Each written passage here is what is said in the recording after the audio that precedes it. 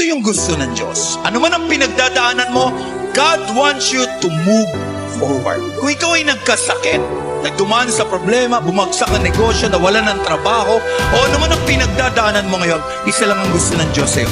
Move forward. Naiintindihan ni Lord na nabibigatan ka.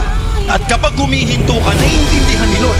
Pero hindi niya na maiintindihan kung hindi ka natatayo.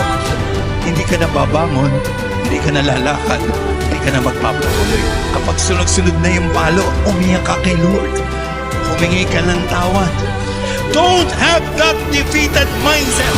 Hindi kalooban ng Diyos na ang laman ng isip mo ay palaging natatalo ka. Ang kalooban ng Diyos, anak ka niya at mananalo ka at pagpapalain ka ng Diyos at may inihanda siyang mabuti para sa iyo. You are not born defeated.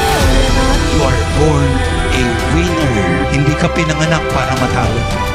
Pinanganak ka para magtagumpay sa harapan ng atin. No! We are more than conquerors through Him. Lakas!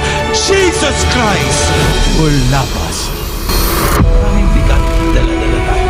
Pero tandaan mo, kahit na mabigat ang buhay, basta kasama mo ang Diyos, tagumpay ka pa rin na lumalaban sa lahat ng bigat ng buhay.